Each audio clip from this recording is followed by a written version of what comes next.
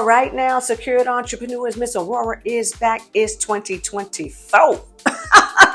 Okay, in this video, Miss Aurorah is going to get into the residential trust. Okay, it's a qualified residential trust. And the reason why we're getting into this in this video is because someone emailed, and I want to thank you for emailing. Please continue to do so at info@aurorahconsulting.com. This individual emailed asking a question about having the ability to rent their home that they're going to entrust. They want to rent their home from their beneficiaries, right? And they had some documents that were just atrocious. So it looks like the documents are being pieced together by some information online, but it's totally incorrect. So we did reply to that email, letting that individual know that we were going to make a video to explain what the qualified residential trust actually is. Okay. Next thing before we get started, I want all of the entrepreneurs who are visiting us here to know that the Trust Basics course is still on sale at the holiday price. And seeing as you have so many trust questions, you need to go on ahead and take that course. The information will be in the description box below. Okay, now let's get into the qualified residential trust. Can we do that? All right. So for those of you who do not know who I am Miss Aurorah Dey, and this is the Secured Entrepreneur Movement.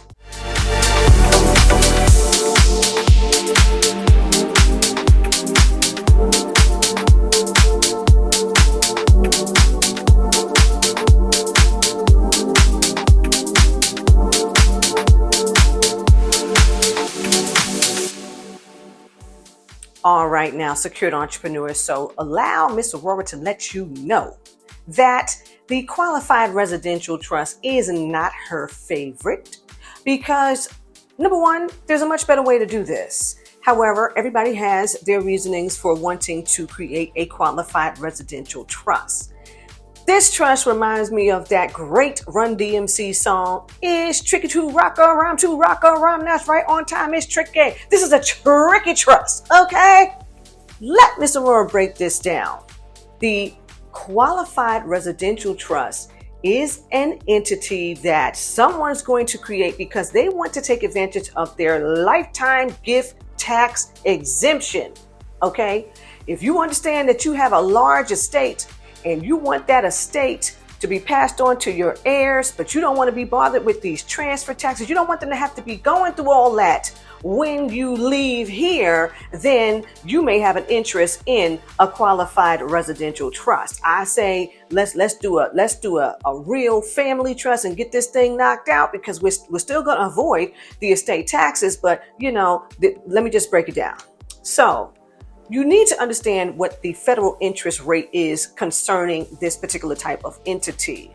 And I do believe that would be under IRS code 752. If I am mistaken, I will put it on the screen, or some smart secured entrepreneur will help Miss Aurorah out and put it in the comments. No problem. But I think it's section 752 of the Internal Revenue Service code, right? When the federal interest rate is high, the lower the gift value and the lower the gift tax. Okay? So this whole thing, people are playing in this arena where they're trying to catch it. Okay?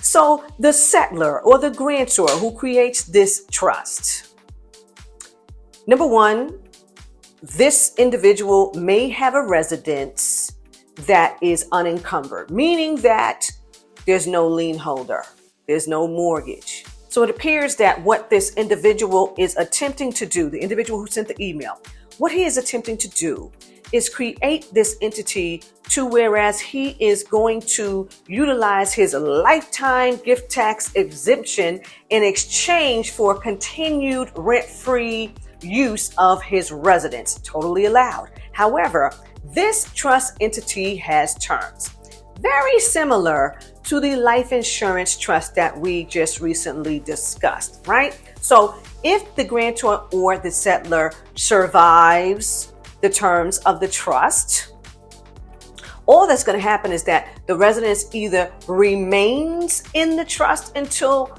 the grantor or the settlor transitions, and then of course it just goes straight to the heirs, or the residence is just given to the beneficiaries, point blank. That's what happens if the grantor or the settlor survives. However, if the grantor or the settlor does not survive, the fair market value of that residence is attached right back to his or her name, his or her estate, and the previously given benefit of the tax exemption is removed. It's tricky.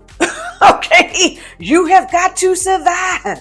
You got to outlive the terms of the trust. It's not my favorite. Okay.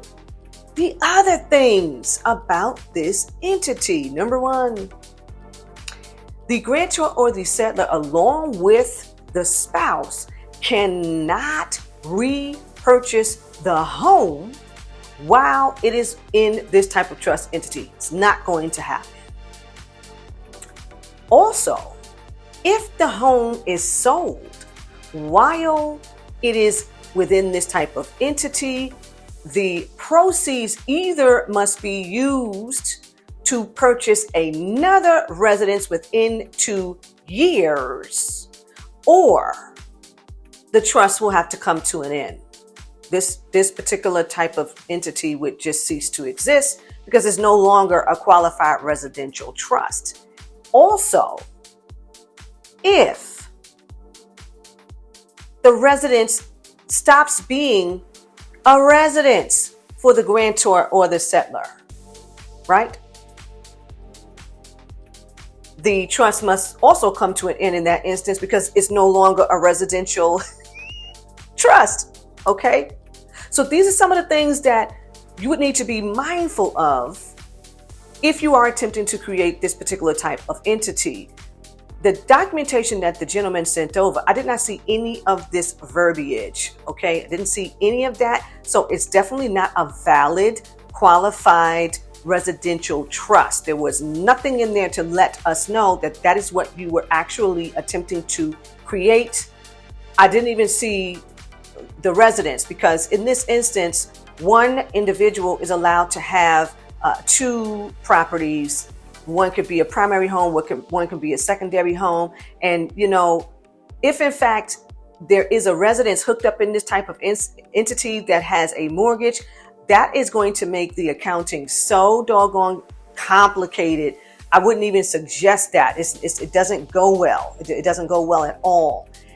And I think that's all I really want to say about the qualified residential trust. It's just you have to have those particular terms in there, okay?